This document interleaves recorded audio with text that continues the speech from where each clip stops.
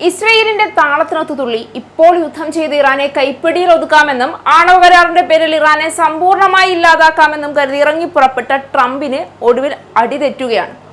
ഒരു സാധാരണക്കാരന്റെ കാര്യമല്ല പറയുന്നത്. അടിതെറ്റുന്നത്, ചുവട് പിഴയ്ക്കുന്നത് അത് ലോക പോലീസ് എന്നറിയപ്പെടുന്ന അമേരിക്കയുടെ സാക്ഷാൽ അധിപൻ ഡൊണാൾഡ് ട്രംപിനാണ്. ഒരുപാട് രാജ്യങ്ങളോട് ഏറ്റുമുട്ടി പല രാജ്യങ്ങൾക്കും സൈനിക സഹായം നൽകി ലോകത്തിൽ മറ്റാർക്കും കീഴടക്കാനാകാത്ത ശക്തിയായി വിരാജിച്ചിരുന്ന ഒരു രാജ്യത്തിന്റെ അധിപനാണ് ഇപ്പോൾ ഇറാനോട് സമ്പൂർണ്ണ തോൽവി സമ്മതിച്ചുകൊണ്ട് യുദ്ധത്തിന് മുൻപും യുദ്ധത്തിന് ശേഷവും ആവർത്തിച്ചു പറഞ്ഞിരുന്ന നിബന്ധനകളിൽ നിന്നൊക്കെ പിന്മാറുന്നത്. ട്രംപിനിപ്പോൾ യുദ്ധം അവസാനിപ്പിച്ചാൽ മതി, ആണവായുധം നിർമ്മിച്ചാലും നിർമ്മിച്ചില്ലെങ്കിലും ഒന്നും പ്രശ്നമില്ല, ഹോർമൂസ് തുറക്കണം എന്നൊരാവശ്യം മാത്രമാണ്, അല്ലെങ്കിൽ ഒരു അപേക്ഷ മാത്രമാണ് ട്രംപ് മുന്നോട്ട് വയ്ക്കുന്നത്. കാരണം ഹോർമൂസ് എന്നത് ഇറാനെ സംബന്ധിച്ചിടത്തോളം അമേരിക്ക ഉപയോഗിച്ച അത്യാധുനിക യുദ്ധ ആയുധങ്ങളെക്കാൾ, അതിഭീകര മിസൈലുകളെക്കാൾ ഒരു ആയുധം തന്നെയായിരുന്നു.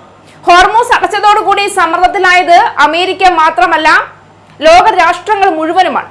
തിരഞ്ഞെടുപ്പ് അടുക്കുന്നതോടുകൂടി അമേരിക്കയിൽ ഈ ഒരൊറ്റ വിഷയം മതി ട്രംപിനെ എന്നേക്കുമായി ഭ്രഷ്ട് കൽപ്പിച്ച് മാറ്റി നിർത്തപ്പെടാൻ. ഒടുവിൽ അത് സംഭവിക്കുകയാണ്. ഇറാന് മുന്നിൽ സാക്ഷാൽ ഡൊണാൾഡ് ട്രംപ് മുട്ടുകുത്തി മാപ്പ് പറയുകയാണ്. ഇറാൻ ഹോർമൂസ് കടലിടുക്ക് പൂർണ്ണമായി തുറന്നു കൊടുത്താൽ ആണവ കരാറിൽ എത്തണമെന്ന നിർബന്ധം ട്രംപ് ഉപേക്ഷിക്കാൻ തയ്യാറാകുമെന്ന് US ഉദ്യോഗസ്ഥരെ ഉദ്ധരിച്ച് വാൾസ്ട്രീറ്റ് ജേണലാണ് റിപ്പോർട്ട് ചെയ്തിരിക്കുന്നത്. സമഗ്രമായ ഒരു ആണവ കരാറിൽ എത്തുന്നതിന് മുൻപ് തന്നെ ഇറാനുമായുള്ള യുദ്ധം അവസാനിപ്പിക്കാൻ തയ്യാറാണ് എന്ന് ട്രംപ് തന്റെ മുതിർന്ന ഉപദേശകരെ അറിയിച്ചതായി റിപ്പോർട്ടിൽ വ്യക്തമാക്കുന്നുണ്ട്.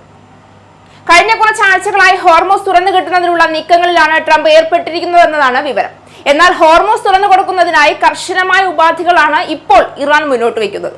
അമേരിക്ക യുദ്ധം പൂർണ്ണമായി അവസാനിപ്പിക്കുക, നാവിക ഉപരോധം പിൻവലിക്കുക, മേഖലയിൽ നിന്ന് സൈന്യത്തെ പിൻവലിക്കുക, ഉപരോധങ്ങൾ നീക്കുക, മരവിപ്പിച്ച സ്വത്തുക്കൾ വിട്ടുനൽകുക, യുദ്ധ നഷ്ടപരിഹാരം നൽകുക തുടങ്ങിയവയാണ് ഹോർമൂസ് തുറക്കുന്നതിനായി ഇറാൻ മുന്നോട്ട് വയ്ക്കുന്ന ആവശ്യം. ഇറാനും ഒമാനും ഇടയിലുള്ള ഇടുങ്ങിയ സമുദ്രപാതയായ ഹോർമൂസ് കടലിടുക്ക് US-മായുള്ള യുദ്ധത്തിൽ ഇറാൻ ഏറ്റവും വലിയ ആയുധമായിട്ടാണ് ഉപയോഗപ്പെടുത്തിയത്. വരാനിരിക്കുന്ന US ഇടക്കാല തിരഞ്ഞെടുപ്പും ആഗോള എണ്ണ വിപണിയിലെ അസ്ഥിരതയുമാണ് ട്രംപിനെ യുദ്ധത്തിൽ നിന്ന് പിൻവാങ്ങുന്നതിലേക്ക് എത്തിച്ചിരിക്കുന്നത്. ഇതിനിടെ US-ന്റെ ആയുധ ശേഖരങ്ങളിൽ ഗണ്യമായ കുറവ് വന്നിട്ടുള്ളതായും ഉന്നത സൈനിക കമാൻഡർ യുദ്ധത്തിൽ നിന്ന് പിൻവാങ്ങാനുള്ള ചർച്ചകൾ നടത്തുന്നതായും റിപ്പോർട്ടുകൾ പുറത്തു വന്നിരുന്നു. നയതന്ത്ര നീക്കങ്ങളുടെ ഭാഗമായി ഇറാനു നേരെയുള്ള ആക്രമണം തൽക്കാലം നിർത്തിവച്ചിരിക്കുകയാണ് എന്നാണ് ട്രംപ് അവകാശപ്പെടുന്നത്. എന്നാൽ ഇസ്ലാമാബാദ് ധാരണാപത്രം ലംഘിച്ച് നടത്തിയ ആക്രമണത്തിന് പിന്നാലെ US-മായി നേരിട്ട് ഇനി ചർച്ചയ്ക്കില്ല എന്ന നിലപാടിൽ ഉറച്ചു നിൽക്കുകയാണ് നിലവിൽ ഇറാൻ. ഇറാനും US-മായി ഇപ്പോൾ നേരിട്ടുള്ള ചർച്ചകളൊന്നും നടക്കുന്നില്ല എന്ന് ഇറാൻ വിദേശകാര്യമന്ത്രി അബ്ബാസ് അരാഗ്ചി ഞായറാഴ്ച പറഞ്ഞിരുന്നു.